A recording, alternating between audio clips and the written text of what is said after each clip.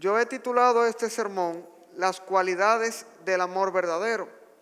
Pero para poder hablar sobre lo que es el amor de verdadero, es importante primero saber qué es el amor. Y yo traje 3 definiciones que se dan del amor en los diccionarios. La primera dice que es un sentimiento intenso del ser humano que, partiendo de su propia insuficiencia, necesita y busca el encuentro y unión con otro ser. La segunda definición dice que es un sentimiento hacia otra persona que naturalmente nos atrae y que, procurando reciprocidad en el deseo de unión, nos completa, alegra y da energía para convivir, comunicarnos y crear. La tercera definición dice que es sentimiento de vivo afecto e inclinación hacia una persona o cosa a la que se le desea todo lo bueno. Esta definición, la que acabo de leer, es la que dan los diccionarios sobre lo que es el amor hacia el prójimo. Y no sé si se dieron cuenta, pero llama bastante la atención ver cómo en la sociedad es definido el amor. Cada una de esas definiciones del diccionario, por ejemplo, relacionan el amor solamente con lo que es el amor de pareja, el amor romántico. Y una de ellas, lo que es el amor al prójimo. Y lo que dice es sentimiento de vivo afecto e inclinación hacia una persona o cosa a la que se le desea todo lo bueno. Es como decir que si yo amo a otra persona, pero no de manera romántica, yo simplemente le deseo lo mejor, quiero que le pase todo lo bueno. En la sociedad se define el amor como algo que realmente no sucede, pero nosotros no tenemos control. Realmente el amor no es algo que se pueda crear solo presionando un botón, ni algo que podamos controlar de tal manera que podamos elegir, por ejemplo, de quién nos enamoramos. Pero déjenme decirles que el amor del cual habla la Biblia es muy diferente a este amor que nosotros conocemos de manera secular. El amor que habla la Biblia es mucho más dinámico y no se define tanto como un sustantivo o un sentimiento. El amor, como lo define la Biblia, puede definirse, es un verbo. E incluso es un deber nuestro como cristianos, porque estamos llamados a amar. Pero no solamente a amar a nuestras parejas, como quizás es lo que se entiende por amor, o a nuestros familiares, ni siquiera a un amigo. La Biblia nos manda a nosotros a amar a todo el que es nuestro prójimo. Puede ser familiar, puede ser amigo, puede ser cónyuge, novio, enamorado, como usted lo entienda. Pero también nos manda a amar a nuestros enemigos, a aquellas personas que son contrarias a nosotros y que nos desean el mal. Y esto podemos verlo en Lucas 6, 27, versículos 27 y 28, que dice: pero a vosotros los que oís os digo, amad a vuestros enemigos, haced bien a los que os aborrecen, bendecid a los que os maldicen y orad por los que os calumnian. Es por eso que podemos decir que al menos para nosotros los cristianos, estas definiciones que encontramos del amor de manera secular en los diccionarios, quizás no sean tan correctas. ¿Por qué razón? Las 3 definiciones que nosotros leímos definen el amor como algo que tiene que ser recíproco. Pero según lo que nos dice la palabra en Lucas, entonces, si nosotros tenemos que amar a los que nos aborrecen, significa que el amor no necesariamente tiene que ser recíproco, al menos no para nosotros como cristianos. Y ojo con esto, porque una cosa es pretender tener sentimientos de amor quizás por alguien que es nuestro contrario, y otra cosa es actuar con amor verdaderamente hacia ellos. Y es que la palabra aquí lo dice bien claro: tenemos que amar y bendecir a los que nos aborrecen, nos maldicen y nos calumnian. Y esto es muy importante que nosotros lo tomemos en cuenta. Para explicar esto mejor es necesario definir el amor como lo presenta la Biblia. En el Antiguo Testamento, para definir amor, generalmente se usaba la palabra, en todo el Antiguo Testamento, la palabra hebrea aeb. Pero esta palabra se utilizaba para expresar cualquier tipo de amor. Simplemente se utilizaba aep y cuando se quería decir a quién se amaba, se ponía a la persona. Por ejemplo, un texto que muchas personas tergiversan es de cuando habla del amor entre David y Jonatán, que dice que el amor de ellos era más grande incluso que el amor de las mujeres. Pero luego en el Nuevo Testamento ya se utilizan dos palabras diferentes. Una es fileo y la otra es ágape. La palabra fileo deriva del nombre de la ciudad de Filadelfia. Y decía esta mañana que no confundan, no la ciudad Filadelfia de los Estados Unidos. En esos tiempos le aseguro que no existía.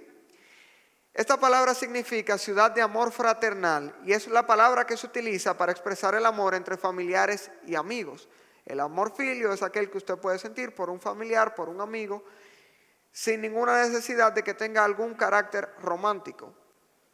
Otro tipo de amor que sí existe, pero no se menciona en la palabra, es el amor eros. Es la palabra utilizada para referirse al amor romántico, sexual o erótico. Y es el amor, como ya dije, asociado al romance. Menciono estos dos tipos de amor primero, porque también estos dos tipos de amor son comunes a todos los seres humanos, ya sean cristianos o no cristianos. Y tienen una pequeña particularidad también, que los hace un poco negativos. Estos dos tipos de amor tienden a ser tienden a ser egoístas. Pues realmente tienen la tendencia a estar motivados por el interés propio, la autogratificación y la autoprotección. Este es el amor que nosotros podemos ver comúnmente entre parejas quizás. El tipo de amor eros en específico tiene grandes problemas. Cada vez que ustedes ven una pareja que, por ejemplo, asesina a otra por cualquier motivo, tiene mucho que ver con esto. Porque eso no significa que no amen a esa persona. Hay que ver qué tipo de amor es el que esa persona tiene. El amor eros no es ningún tipo de amor cristiano y es un amor, como ya dije, erróneo en cierto tipo. Porque cada vez que usted vea un amor que busca solamente lo propio, pueden darse situaciones como estas. Cuando una persona hace tiene ese tipo de actitud, no lo hace realmente porque no ame a la otra persona. Es porque se siente herido por alguna situación y como no es capaz de amar a la otra persona de forma desinteresada, solamente piensa en lo que está sintiendo y ahí inmediatamente puede llegar incluso a hacerle daño. Pero ese no es el tipo de amor que nosotros como cristianos debemos tener. Y aquí está la otra palabra que sí menciona la Biblia en el Nuevo Testamento y es el amor ágape. Este sí es el amor que estamos llamados a tener como cristianos y es el fruto del Espíritu Santo del que tanto se habla en la Biblia y se caracteriza principalmente por ser desinteresado. En esta mañana la palabra de Dios nos muestra algunas cualidades del amor verdadero, que es el amor ágape. ¿Cuáles son estas cualidades? La primera de ellas es que el amor verdadero es preeminente. Y lo podemos ver en 1 Corintios 13, versículos del 1 al 3, que dice: si yo hablara lenguas humanas y angélicas, pero no tengo amor, he llegado a ser como metal que resuena o címbalo que retiñe.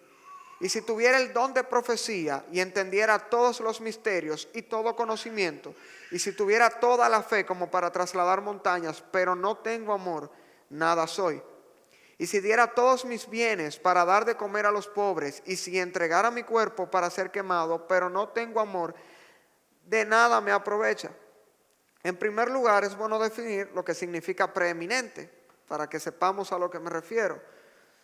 Preeminente es la palabra que se utiliza para describir algo que está en un lugar superior o más elevado a otro. Esto quiere decir que el amor está por encima de cualquier otra actividad. Y para entender esto hay que entrar en contexto un poco. Yo estoy seguro que todos ya conocíamos este texto. Aunque solamente se toma una parte, es común verlo en bodas y en cualquier tipo de declaración de amor. Pero esta carta de los Corintios que Pablo escribe, se le envía porque esta iglesia estaba pasando grandes problemas espirituales. Ellos tenían un problema muy grande, que era el envanecimiento. En la iglesia de Corinto había inmoralidad sexual, había divisiones. Tenían demasiados problemas y Pablo necesitaba frenar esto en seco. A lo que él se refiere exactamente en esta primera parte es que ellos comenzaron a sentirse envanecidos y orgullosos, tanto por los dones que les había dado a ellos el Espíritu Santo, como por ciertas conquistas espirituales que ellos entendían que habían logrado. Básicamente, con estos 3 dones que mencionan al principio, ellos se estaban matando porque ellos entendían que su don era superior al de otros. Pablo menciona específicamente a los que tenían el don de lenguas, se refiere a los que tenían el don de profecía y también al de los misterios y conocimientos. Cuando él habla del don de lengua en específico habla del don de lenguas humanas y angélicas. Por eso podemos entender que no solamente está hablando de las lenguas angelicales que vemos en muchas iglesias como las falsifican, sino también las lenguas humanas. En la iglesia de Corinto existían muchas personas que podían hablar varias lenguas y dialectos, y ellos entendían que como a través de ellos muchas personas podían entender el mensaje, ellos eran superiores a los demás. Ya ellos sentían que no necesitaban a los profetas ni tampoco a los que tenían conocimiento. Y esto estaba mal por ellos y era lo que Pablo venía a corregir. Pero también hay que tener muy en cuenta que cuando Pablo habla específicamente del don de la profecía, hay que tener muy en cuenta que Pablo era profeta. Y luego en el capítulo 14 también, dentro de los dones, él pone el don de profecía como superior a los demás. Sin embargo, aquí vemos que en la palabra él está diciendo que si tuviera el don de profecía y entendiera todos los misterios y todo conocimiento, y si tuviera toda la fe como para trasladar montañas, pero no tengo amor, nada soy. Entonces no importa qué persona en la iglesia de Corintios tuviera el don de la profecía, si no tenía amor, no era nada. Y hay que tener mucho cuidado porque miren otra cosa que se resalta en la palabra. Estos problemas que estaba pasando la iglesia de Corintios solamente demostraban que a pesar de ellos tener los dones, como lo dice en 1 Corintios 1:7, dice, de manera que nada os falta en ningún don, esperando ansiosamente la revelación de nuestro Señor Jesucristo. Esto es Pablo hablándoles a ellos. Y en muchos casos ellos también tenían la doctrina correcta, como lo dice Pablo en el mismo libro, pero capítulo 11, versículo 2. Él dice, os alabo porque en todo os acordáis de mí y guardáis las tradiciones con firmeza, tal como yo os las entregué. Esto significaba que Cristo estaba ausente en ellos. Ellos recibieron la palabra, pero poco a poco habían comenzado a alejarse y a esto se debía su falta de amor. ¿Y ustedes creen que esto pase con nosotros actualmente? Que quizás tengamos algún talento, algún don y ya por eso en la misma iglesia nos sintamos quizás superiores a los demás. MacArthur llegó a afirmar que es mucho más fácil para un creyente ser ortodoxo que ser amoroso. ¿Y por qué explica él esto? Realmente es mucho más fácil para una persona seguir un dogma, una simple regla que yo la hago, aunque no la entienda o no la quiero hacer, simplemente yo la hago. Pero esto es muy diferente a lo que la Biblia nos está a nosotros mandando. Como ya vimos, tenemos que amar a todo el mundo, incluyendo a nuestros enemigos. Así que antes de nosotros hacer cualquier cosa en la iglesia, tenemos que pensar bien si estamos amando de la manera correcta. Y yo les puedo decir que esto sí pasa en las iglesias de la actualidad, así como todavía pasa en Corinto. Muchas iglesias han tenido ese problema, que quizás el pastor al entenderse profeta, se cree más que los demás. Pero el mismo Pablo, en el capítulo 12 de Primera de Corintios, les dice a ellos que el cuerpo de Cristo se puede analizar realmente como un cuerpo normal, nuestro cuerpo. Para que el cuerpo funcione de manera correcta necesita cada una de sus partes. Incluso los que aquí, por ejemplo, son doctores o estudian medicina saben que aunque uno puede vivir sin una extremidad o sin cualquier parte del cuerpo, inmediatamente a uno le falta algo y ya el cuerpo deja de funcionar como debe, porque estamos hechos para tener todo. Entonces Pablo lo dice, no se pueden ustedes estar peleando por estos dones, porque realmente todos son necesarios. ¿Pero qué indicaba esto? Que a ellos les faltaba amor y solamente buscaban su propio beneficio. Para explicarles esto, Pablo usa una serie de exageraciones para mostrarle la inutilidad de sus dones. Porque él no solamente habla de la fe, sino que él dice que aunque yo tenga una fe suficiente para hablarle a los montes y decirle que se muevan, que fue lo que el mismo Jesús usó con los discípulos, lo utilizó él cuando iban a sacar los demonios al endemoniado y ellos no pudieron. Él le dijo, si tuvieran fe, por lo menos como un grano de mostaza, le dirían al monte, ve y muévete. Pero en contraste a eso, Pablo está diciendo, ustedes pueden hacer eso, y si no son amorosos, de nada sirve. También usa otra exageración. Él dice que si yo doy todos mis bienes para dar de comer a los pobres, y doy mi cuerpo en sacrificio para ser quemado, y no tengo amor, de nada sirve. Así que Pablo lo que está diciendo aquí, que cualquiera de esas cosas que ellos tuvieran, podían ser falsificadas. Miren esto que él está diciendo. Yo puedo dar mi cuerpo en sacrificio para ser quemado vivo, pero si no tengo amor, eso no importa, viene siendo nada.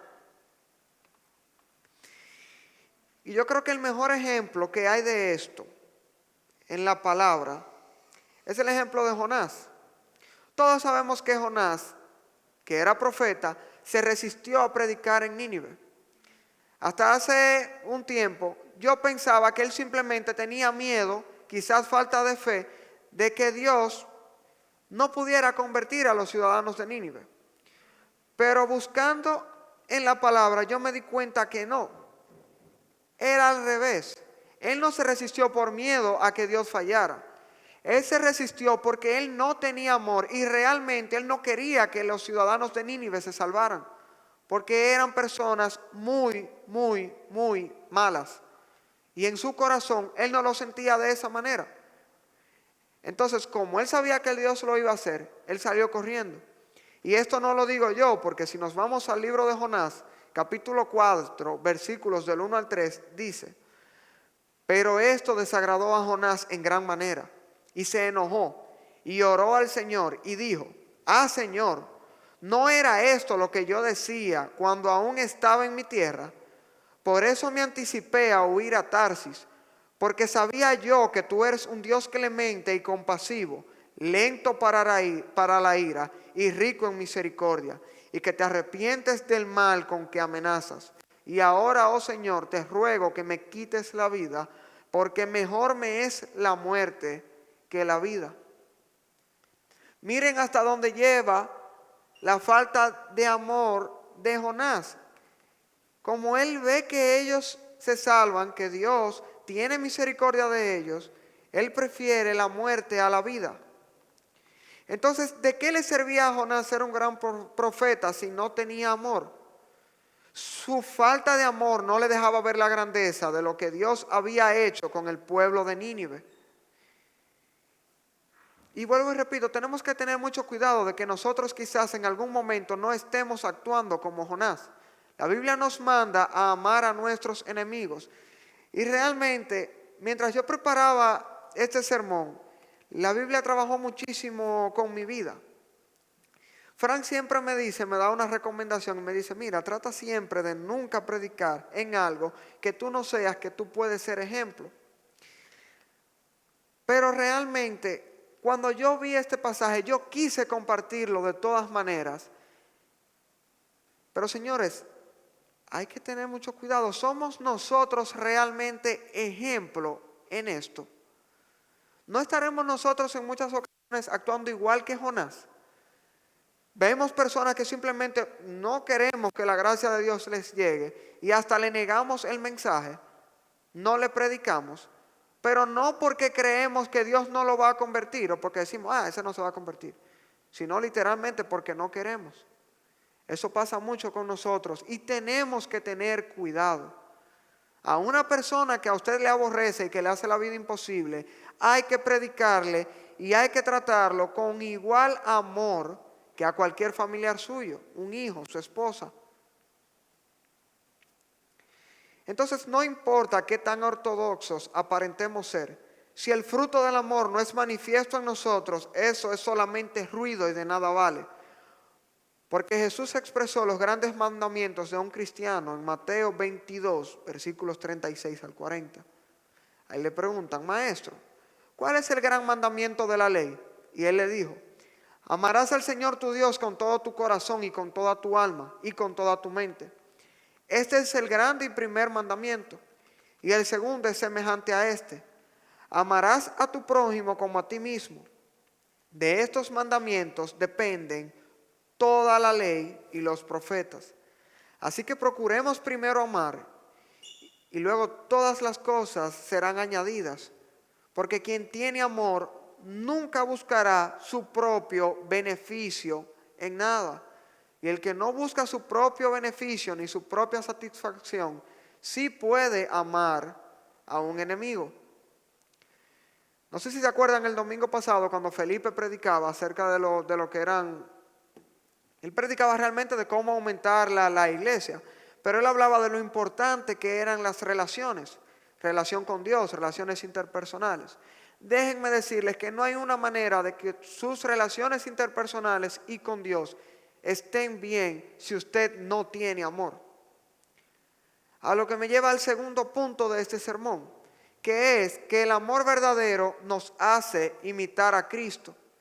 Y lo podemos ver en 1 Corintios 13, pero en los versículos del 4 al 7. Dice que el amor es paciente, es bondadoso. El amor no tiene envidia, no es jactancioso, no es arrogante. No se porta indecorosamente, no busca lo suyo, no se irrita, no toma en cuenta el mal recibido, no se regocija de la injusticia, sino que se alegra con la verdad. Todo lo sufre, todo lo cree, todo lo espera, todo lo soporta. Cuando en la introducción hablaba, ese es el pequeño pasaje que es muy común verlo en cualquier boda, aunque sea de personas que no sean cristianas. Se le toma siempre para describir eso, aunque el contexto aquí vemos que es muy diferente. Es mejor es una especie de boche que Pablo les está dando a los corintios y le está diciendo, miren, es así que ustedes tienen que actuar, no como ustedes lo están haciendo. A mí me gusta mucho una interpretación que hace Sproul acerca de esto. Porque él dice, Pablo no estaba añadiendo nada que ellos no conocieran. Pablo simplemente está personificando al mismo Jesús, pero en letras. Y para explicar esto bien o para que lo podamos entender, a mí me gustaría como ir separando y definiendo cada una de las cualidades que están dentro de esta cualidad. La primera es, la paciencia del amor es la habilidad de ser molestado y que una persona se aproveche de nosotros una y otra vez y, no obstante, no estar ofendido o enojado. Porque eso también nos manda a nosotros a actuar como Cristo. Yo ponía el ejemplo esta mañana de los fariseos y Jesús. ¿En cuántas ocasiones los fariseos, que se supone eran las autoridades religiosas en la época, cuántas veces no quisieron ellos hacerle la vida imposible a Jesús? Cada vez que tenían la oportunidad de demostrarle su odio, lo hacían. Sin embargo, Jesús en ningún momento se mostró ofendido. Y si se enojaba, nunca llegaba a la ira con ellos. Y siempre les respondió de la manera adecuada. ¿Ustedes saben por qué? Porque a pesar de cómo ellos le trataban, Él los amaba. Y dentro del plan de Dios, cualquiera de ellos que se arrepintiera, fue salvado también por el amor de Dios. Jesús entregó su vida por nosotros. Y ahí podemos ver la siguiente cualidad, la de ser bondadoso. El amor es bondadoso y esto significa, o sea, ser bondadoso significa ser útil, servicial y afable. Es realmente querer el bienestar de otra persona sin nosotros querer nada a cambio. Aquí también Pablo nos está mostrando a Jesús. Jesús entregó su vida por cada uno de nosotros y eso es sin querer nada a cambio. ¿Qué podemos nosotros darle a Jesús si Él mismo dijo que Él era uno con el Padre? ¿Qué podemos nosotros darle? Nada. Sin embargo, Él entregó su vida por nosotros simplemente por amor.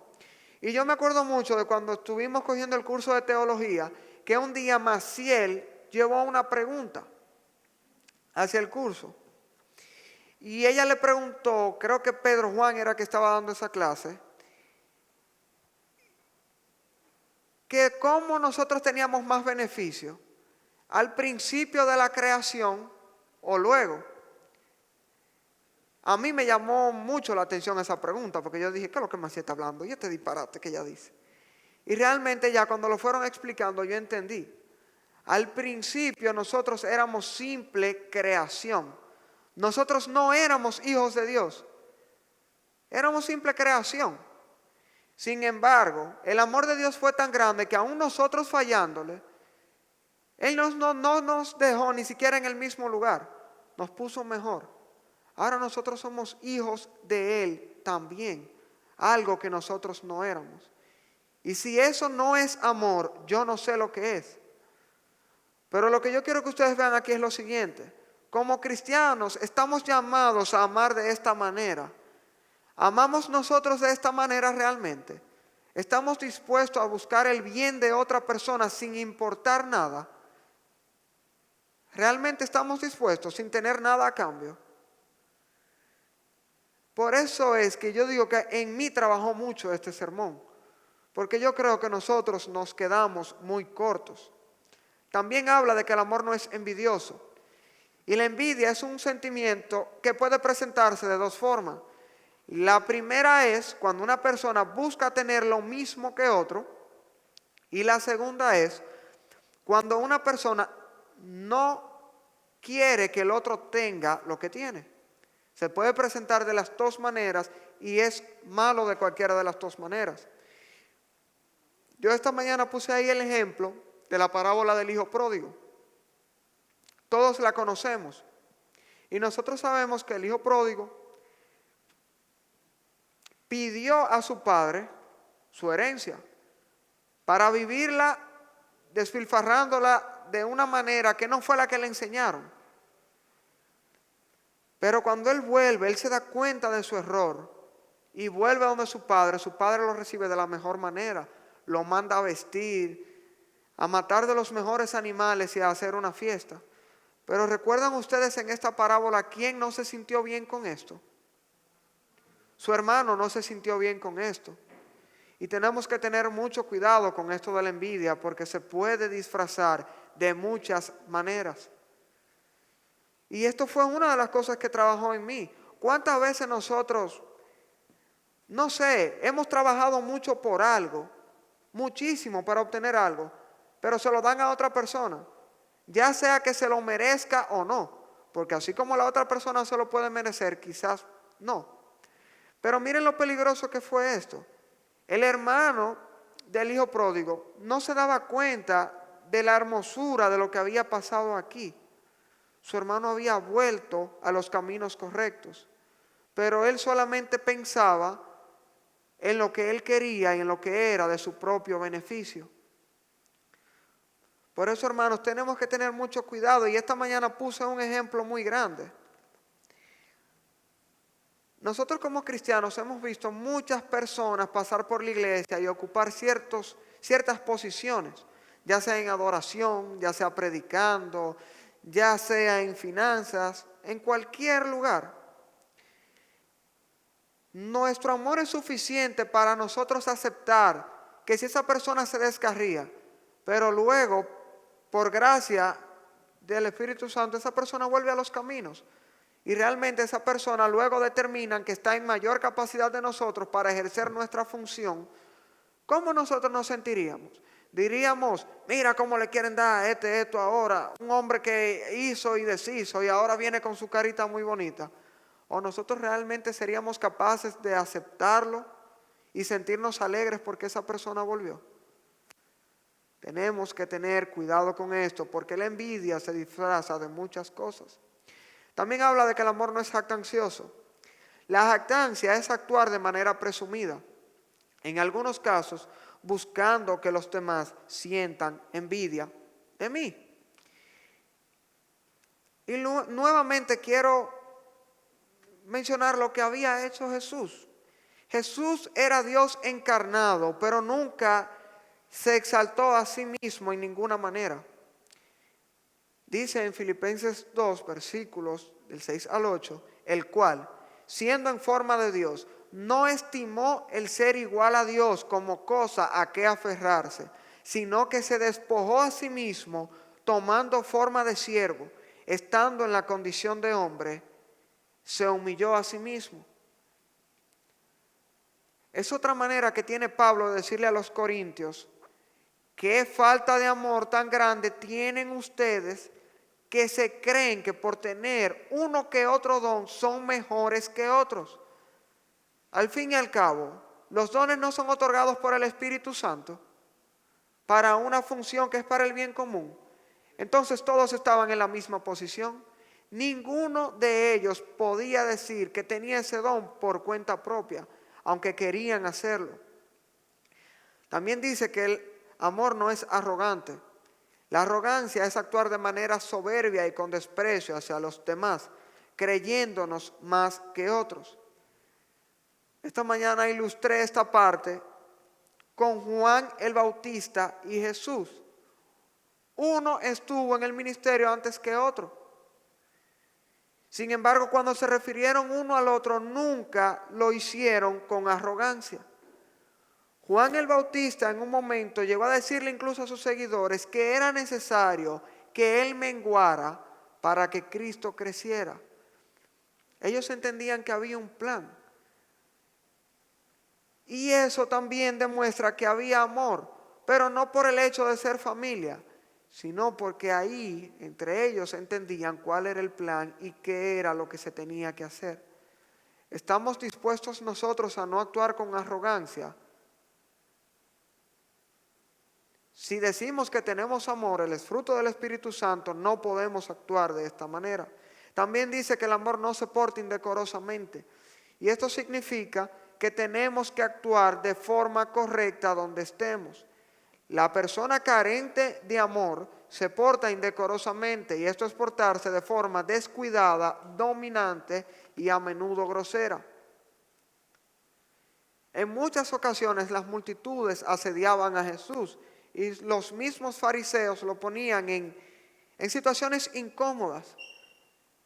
Pero ¿puede algunos de ustedes mostrarme a mí en la Biblia algún momento en el que Jesús haya actuado de manera grosera hacia ellos y sin amor? En la Biblia en ningún momento se describe a Jesús como una persona descuidada en su actuar.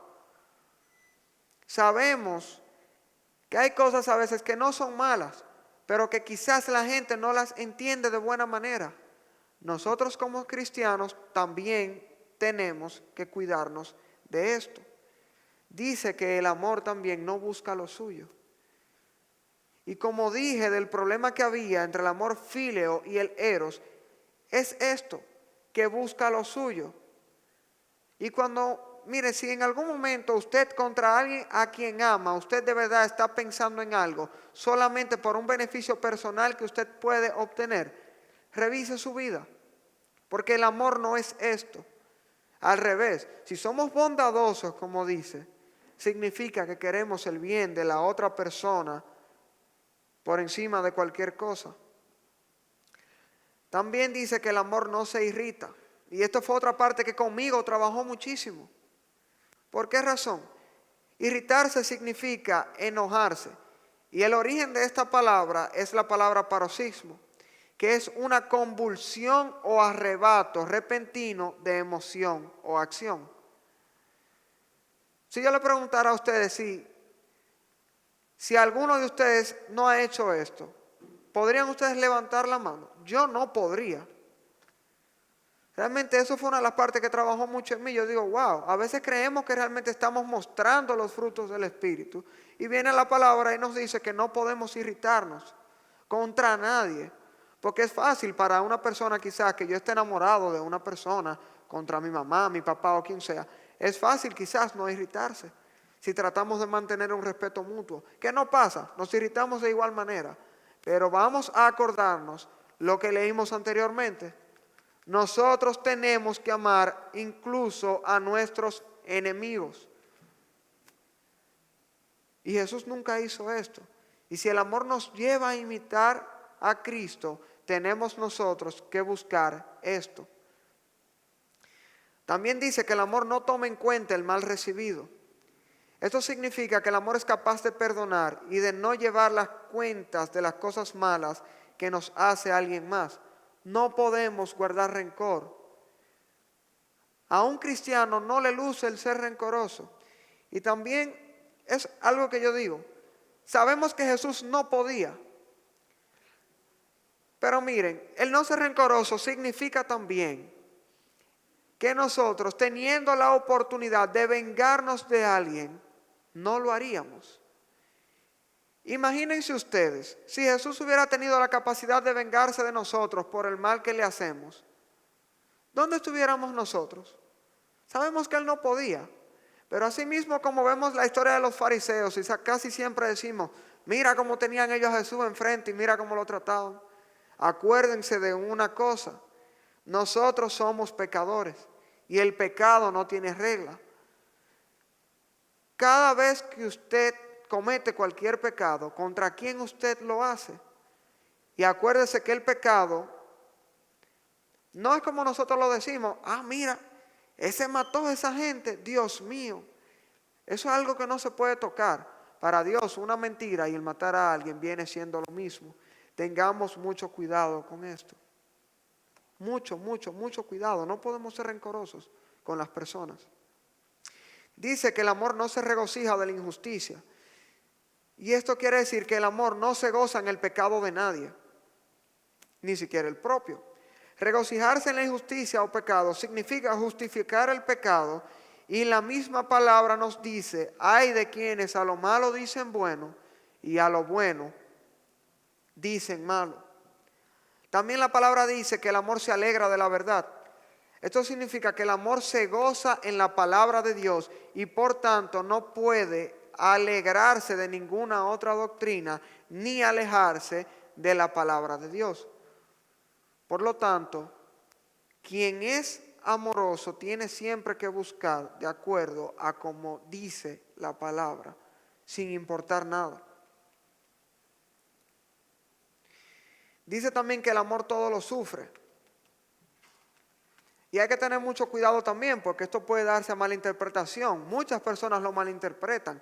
Incluso hay muchas mujeres, incluso hombres también, hijos, que son abusados y se podría justificar por esta parte. Pero realmente cuando dice que el amor todo lo sufre, significa cubrir o soportar y por tanto proteger, a fin de proteger a otros de riesgos, burlas o daños. El amor genuino no chismea o escucha los chismes. Aun cuando un pecado es cierto, el amor procura corregirlo con el mínimo de heridas y daño para la persona culpable. El amor nunca protege el pecado, pero está dispuesto a proteger al pecador. La ilustración que yo daba esta mañana fue con la mujer adúltera. Muchas personas estaban hablando de su pecado. Y por lo mismo que vemos en la palabra, aparentemente era cierto. Pero ¿qué hace Jesús? En vez de participar en el juego que tenían cada una de las personas que estaban ahí de frente, Él buscó protegerla y resolver la situación. No quiso dejarla en el mismo lugar tampoco. Entonces nosotros, cuando vemos esto de que el amor todo lo sufre, es eso, de que el amor todo lo soporta en ese sentido. Pero tenemos que ayudar a la persona que ha pecado contra nosotros. No podemos dejarlo así. Y Jesús lo hizo muy simple con ella. Miren cómo las mismas personas que la estaban atacando estaban en pecado. Jesús solamente tuvo que decir: quien esté libre de pecado, que tire la primera piedra. Y nadie lo hizo. Nadie. Por eso nosotros tenemos que soportar, proteger a nuestros hermanos, incluso a nuestros enemigos, de esta manera, amándolos. Es muy probable que muchos de los que no tiraran la piedra estuvieran en el mismo pecado que ella. Por lo tanto, nosotros no podemos participar de ese tipo de chisme, más bien proteger a la persona, pero tratando de ayudarle. Como dice aquí, no, el amor nunca protege el pecado, pero está dispuesto a proteger al pecador. Y esto también lo aprendimos de Jesús. Cada uno de nosotros somos pecadores y Él estuvo dispuesto a dar su vida por nosotros sin pedir nada a cambio. El amor todo lo cree. Esto quiere decir que el amor no es desconfiado. Aun cuando hay dudas de otra persona, el amor busca creer en la mejor posibilidad hasta que se demuestre lo contrario. Y en caso de encontrar algún fallo, el amor creerá en las mejores consecuencias para el acusado, porque se supone también que si usted hizo algo malo, tiene que alguna consecuencia, pero siempre buscará que el culpable sea perdonado y restaurado. De nuevo, podemos ver que el amor nos lleva a imitar a Cristo, y es lo que tenemos nosotros que buscar. En 1 de Juan capítulo 4, del 7 al 8 dice: amados, amémonos unos a otros, porque el amor es de Dios, y todo el que ama es nacido de Dios y conoce a Dios. El que no ama no conoce a Dios, porque Dios es amor. Así que también cuando vemos cada una de las cualidades del amor, ¿de quién estamos hablando? Ya vimos que para los cristianos el amor no es un sustantivo, es un verbo. Y el verbo es actuar como Cristo lo hizo. Y para terminar, y creo que es uno de los puntos más importantes del sermón, es que el amor verdadero es permanente. Y lo podemos ver en los versículos del 8 al 13, donde dice: el amor nunca deja de ser, pero si hay dones de profecía se acabarán, si hay lenguas cesarán, si hay conocimiento se acabará, porque en parte conocemos y en parte profetizamos. Pero cuando venga lo perfecto, lo incompleto se acabará. Cuando yo era niño, hablaba como niño, pensaba como niño, razonaba como niño. Pero cuando llegué a ser hombre, dejé las cosas de niño, porque ahora vemos por un espejo veladamente, pero entonces veremos cara a cara. Ahora conozco en parte, pero entonces conoceré plenamente, como he sido conocido. Y ahora permanecen la fe, la esperanza y el amor. Estos tres, pero el primero de ellos es el amor. Aquí el apóstol Pablo ataca directamente a los corintios diciéndole que esos dones de los cuales ellos tanto se enorgullecían, en un momento se van a acabar y pasan a ser a nada. Porque cuando estemos delante de Dios, realmente estos tres que menciona Pablo aquí, ¿de qué nos servirían? El don de profecía. Vamos a estar delante de la presencia, ya conocemos. El don de lenguas, ¿para qué lo vamos a necesitar? ¿Y para qué vamos a necesitar conocer? Porque las personas que tienen este don aquí en la tierra, como dice ahí, solamente conocen en parte. Hay cosas que nos son ocultas y también lo dice la Biblia. Pero cuando estemos delante de la presencia de Dios, esto no será así. Sin embargo, el amor sí permanecerá. Porque cuando estemos delante de Dios, en eso se basará nuestra convivencia día a día. Todo el que esté ahí delante de la presencia de Dios es porque fue amado por Dios, y vamos a estar todos delante de Dios con una voz unánime adorándole. Y para terminar, hermanos, yo quiero decirle que realmente esto trabajó mucho con mi vida. ¿Se habían puesto ustedes realmente a pensar si nosotros amamos de la manera correcta? Si amamos con amor ágape a todo aquel que se nos cruza por el frente. Y ponía un ejemplo esta mañana. ¡Wow! Qué difícil es amar a un enemigo. Porque nos vive atacando y quiere el mal para nosotros. Y nosotros como comunidad cristiana en estos tiempos específicamente tenemos que ser más amorosos que nunca. También tenemos enemigos. Y hablé de la comunidad LGTBQIX y las palabras que le siguen agregando. Esa es una comunidad, por ejemplo, que busca cada momento para atacar a los cristianos. ¿Estamos nosotros dispuestos a amarles a ellos de esta manera? Realmente. Sin justificar su pecado y sin apoyarlo, pero sí tratando de corregirles. ¿Estaríamos nosotros dispuestos a actuar distinto a Jonás y a tratar de a quienes nos atacan predicarle la palabra con tal de que se salven? Vamos siempre a pensar en esto y a tener mucho cuidado, y yo espero que desde el día de hoy, y me incluyo, porque realmente este sermón trabajó primero con mi vida. Tratemos, hermanos, de que salgamos de aquí siendo personas diferentes, amando a nuestro prójimo. Pero nuestro prójimo es todo aquel que se nos cruza por enfrente, no solamente las personas que nos devuelven el amor hacia atrás. Oremos.